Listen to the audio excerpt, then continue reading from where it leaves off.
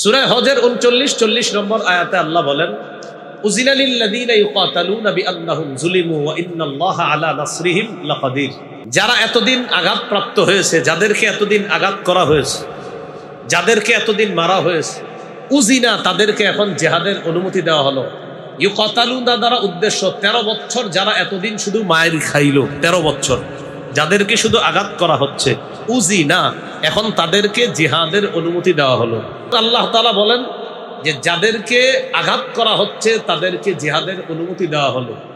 কেন? আল্লাযীনা উখরিজু মিন দিয়ারিহিম বিগাইরি হক, যাদেরকে অন্যায়ভাবে তাদের ঘর থেকে বের করে দেওয়া হয়েছে। অপরাধ ইল্লা আইয়াকুলু রাব্বুনাল্লাহ, তারা বলতো আমাদের রব আল্লাহ। আল্লাহকে আল্লাহ বলার কারণে সাহাবায়ে কেরামকে বের করে দেওয়া হয়েছে। এরপরে আল্লাহ বলেন সমস্যা নাই, ওয়ালা ইয়ানসুরান্নাল্লাহু মাইয়ানসুরু। সাহাবায়ে কেরামের সংখ্যা যদিও কম, আর আমি আল্লাহ জিহাদ ফরজ করেছি, তোমরা কম সংখ্যা নিয়ে যাও, বাতিলদের মোকাবেলা করো, আমি আল্লাহ অবশ্যই অবশ্যই সাহায্য করব। এ হলো 2 নম্বর, আল্লাহর দ্বীনের সহযোগিতা করা সর্বক্ষেত্রে। 3 নম্বর, ভাতৃপ্রেম বাড়িয়ে দেওয়া। এটা বলি সবাই, ভাতৃপ্রেম, আবার ভাতৃপ্রেম বাড়িয়ে দেওয়া, ভাতৃত্বের সম্পর্ক বাড়িয়ে দেওয়া। আল্লাহ তাআলা বলেছেন ইন্নামাল মুমিনুনা ইখওয়া, সূরা হুজুরাতের 10 নম্বর আয়াত। মুমিনরা পরস্পর ভাই ভাই।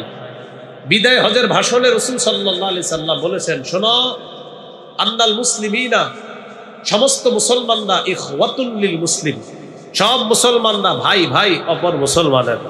নবীজি বলেছেন সহিহ মুসলিমের বর্ণনা, লা তাহাসাদু, পরস্পর হিংসা করো না, ওয়ালা তানাজাসু, পরস্পর বিদ্বেষ পোষণ করো না, ওয়ালা তাবাগুদু, একে অপরের সাথে হিংসা করবা না, ওয়ালা তাদাবারু, একে অপরের ক্ষতি করার জন্য আড়ালে শত্রুতা করো না, ওয়াকুনু ইবাদাল্লাহি ইখওয়ানা, তোমরা সবাই ভাই ভাই হয়ে যাও। নবীজি আমাদেরকে বললেন ভাই ভাই হয়ে যাওয়ার জন্য। এখন দেখেন তো, আমিন জোরে আস্তে বলার মতভেদ, আমিন জোরে আর আস্তে বলার মতভেদ, আমরা কি ভাই ভাই পর্যন্ত মতভেদে থাকি নাকি আপনার মারপিটে?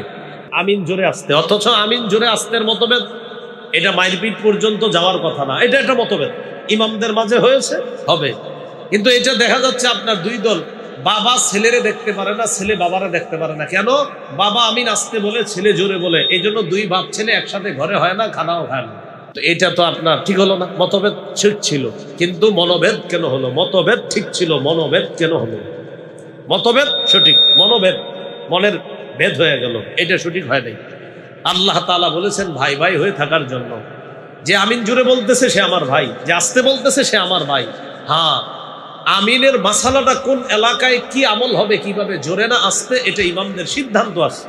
যে এলাকার মানুষগুলো আমিন আসতে সুন্নাহের উপর আমল করে, সেখানে আসতে বলাটা এটাই সুন্নাহ, এটা তো ইমামদের সিদ্ধান্ত। কিন্তু এই মতভেদ আমাদের মনোভেদ হয়ে যাচ্ছে। এটা হলো 3 নাম্বার, ভাতৃপ্রেম বাড়িয়ে দিতে হবে, ভাতৃত্বের সম্পর্ক বাড়াতে হবে। 4 নাম্বার, পারস্পরিক ঝগড়া কমাতে হবে। আল্লাহ তাআলা বলেন, ওয়াতিউল্লাহ ওয়া রাসূলা, আল্লাহর আনুগত্য করো, রাসূলের আনুগত্য করো, ওয়ালা তানাজাউ, পরস্পর ঝগড়া করো না, ফাতাফশালু, তাহলে তোমরা দুর্বল হয়ে যাবে, ওয়াতাযহাবা রিহুকুম, এখানে রিহুকুম মানে তোমাদের শক্তি, তাযহাবা চলে যাবে, এখানে সুন্দর একটা বাংলা করতে পারি, খর্ব হয়ে যাবে। ওয়াতাযহাবা রিহুকুম, তোমাদের শক্তি খর্ব হয়ে যাবে। তাহলে দেখেন, আতিউল্লাহ, আল্লাহর আনুগত্য করো, ওয়া রাসূলা, রাসূলের আনুগত্য করো, ওয়ালা তানাজাউ, পারস্পরিক ঝগড়া করবা না, ফাতাফশালু, তাহলে তোমরা দুর্বল হয়ে যাবে, ওয়াতাযহাবা রিহুকুম, তোমাদের শক্তি খর্ব হয়ে যাবে। এখন দেখেন, আমাদের মতভেদগুলা, ইলমি মতভেদগুলা আমাদের শক্তি খর্ব হওয়ার কারণ যেন না হয়, আমাদের ইলমি মতভেদগুলা যেন আমাদের দুর্বলতার কারণ না হয়। আমি উনি আমরাই 4 জন এক দলে আছি, আমাদের 4 জনের এক শক্তি, আমরা 4 জন 4 দলে, আমাদের শক্তি কিন্তু খর্ব হয়ে গেল। তাওহীদের ভিত্তিতে তাআলাউ ইলা কালিমাতিন সাওয়াইন বাইনানা ওয়া বাইনাকুম আল্লা না'বুদা ইল্লাল্লাহ ওয়া লা নুশরিকা বিহি শাইআ, আসো আসো আল্লাহর ইবাদত করি, আল্লাহ ছাড়া কারো ইবাদত করব না, আর কারো সাথে আমরা আল্লাহর সাথে কাউকে শরীক করব না। এই ভিত্তিতে আমরা সবাই এক হতে হবে, শক্তি বাড়বে। হ্যাঁ, আমাদের মাঝে ইলমি মতভেদ হবে, কিন্তু আমি আবারও বলছি, মতভেদ যেন মনোভেদ না হয়। মতভেদ হওয়া এটা সুন্দর, মনোভেদ হওয়া এটা অসুন্দর, এটা আমাদের জন্য ভয়াবহ একটা পরিণতির একটা কারণ। আল্লাহ বুঝার তৌফিক দান করেন। এ হলো 4 নাম্বার, পারস্পরিক ঝগড়া কমানো। 5 নাম্বার, দুনিয়ার বিলাসিতা বর্জন করতে হবে। 9 কাজের 5 নাম্বার কাজ দুনিয়ার বিলাসিতা বর্জন করা। তিরমিজির বর্ণনা, লাউ কানাতিদ দুনিয়া ইনদাল্লাহি জানাহা বাউদা মা সাকা কাফিরাম মিনহা শারবাতা মা। এই পৃথিবীর মূল্য যদি আল্লাহর কাছে একটা মশা মাছির ডানা পরিমাণ হতো, কোনো কাফেরকে আল্লাহ তাআলা এক ঢোক পানি পান করতে দিতেন না। মুসলমান দুনিয়া কামাই করবে হালাল ভাবে, কিন্তু আখেরাত ভুলে গিয়ে না। আখেরাত সামনে রেখে দুনিয়া কামাই করবে, কিন্তু দুনিয়া কামাই করতে গিয়ে যেন আমি আখেরাত ভুলে না যাই। এটা হলো দুনিয়ার বিলাসিতা বর্জন দ্বারা উদ্দেশ্য। এখানে একটা বিষয় দেখেন, দুনিয়া কামাই করা হালাল ভাবে দূষণীয় না। দোষ কোনটা? লা তুলহিকুম আমওয়ালুকুম ওয়ালা আওলাদুকুম আন যিকরিল্লাহ। তোমাদের সম্পদ, তোমাদের সন্তান তোমাদেরকে যেন আল্লাহর জিকির থেকে, আল্লাহর স্মরণ থেকে গাফেল করে না দেয়, বিমুখ করে না দেয়। শয়তান আমাদেরকে কৌশলে একটা জিনিস ভুলাইয়া দেয়, এটা হলো মৃত্যুর স্মরণ। মৃত্যুর স্মরণের কারণে মানুষ দুনিয়ার বিলাসিতার প্রতি বেশি মনোযোগী হয়। আর এটা কতদিন চলবে? আল্লাহকুমুত তাকাসুর হাত্তা যুরতুমুল মাকাবির। প্রাচুর্যের প্রতিযোগিতা তোমাদেরকে বিমুখ করে দেয় আল্লাহ থেকে। কতদিন চলবে? যতদিন কবরে না যাইবে। কবরে যাওয়ার আগ পর্যন্ত বিলাসিতার এই একটা প্রতিযোগিতা আমাদের মাঝে চলতে থাকে। এ হলো 5 নাম্বার বিলাসিতা। দুনিয়ার বিলাসিতা বর্জন করতে হবে। আমি দুনিয়া কামাই করতে গিয়ে আমার মুসলমান ভাইকে আমি একদম ফালায়া দিলাম, টার্গেট মাকসাদ আমার দুনিয়া, এই জন্য আমি আমার আরেক মুসলমান ভাইকে দেখতেই পারি না। তাই 5 নাম্বার দুনিয়ার বিলাসিতা বর্জন করা। আমি আবার বলছি, হালাল ভাবে কোটি টাকা কামাই করা দোষণীয় না, কিন্তু দুনিয়ার মোহে পড়ে আখেরাত ভুলে যাওয়া এটা দোষণীয়, এটা অন্যায়। ইসলামের বিধিবিধান ভুলে যাওয়া দুনিয়ার পিছনে পড়ে এটা অন্যায়।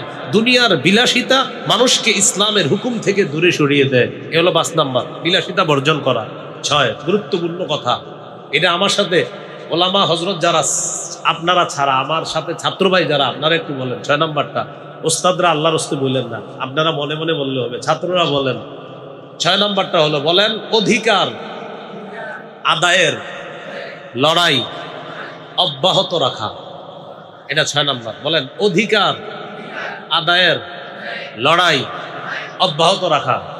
এবার বলেন অধিকার আদায়ের লড়াইয়ের নাম পবিত্র জিহাদ। কি বলেন তো? জিহাদ। হ্যাঁ, আমাদের অধঃপতনের 6 নম্বর কারণ আমরা জিহাদের ব্যাপারে, জিহাদ শুনলেই ইন্না লিল্লাহ। 6 নম্বর বলছিলাম অধিকার আদায়ের লড়াই, এটা অব্যাহত রাখা। আফগানিস্তান অব্যাহত রাখছে, সফলতা পেয়ে গেছে। আমরা আশাবাদী আমাদের দেশে যারা এখন কাজ করতেছে। আমার উস্তাদ হযরত মাওলানা মুফতি সাখাওয়াত হোসেন রাজি সাহেব হযরত আজকের ইয়াতে আছেন, আল্লামা মামুনুল হক সাহেব, হযরতদের কাছে আমরা আশাবাদী। তাদের সকলের মূল চেতনা এটাই হবে, আমি আশাবাদী যে খেলাফত ভিত্তিক রাষ্ট্র ব্যবস্থা, যেই রাষ্ট্রে শরিয়া আইন থাকবে, সংসদ, হাইকোর্ট, সুপ্রিম কোর্ট, জজ কোর্ট, সব জায়গায় কোরআনের আইন থাকবে। আমি আশাবাদী আমাদের ওলামা হযরতরা এই লক্ষ্য নিয়ে সামনের দিকে এগিয়ে যাচ্ছে। আর তারা যখন এই লক্ষ্যে এগিয়ে যাবে, আমরা তাওহীদি জনতা ছিলাম, আছি, থাকবো ইনশাআল্লাহ।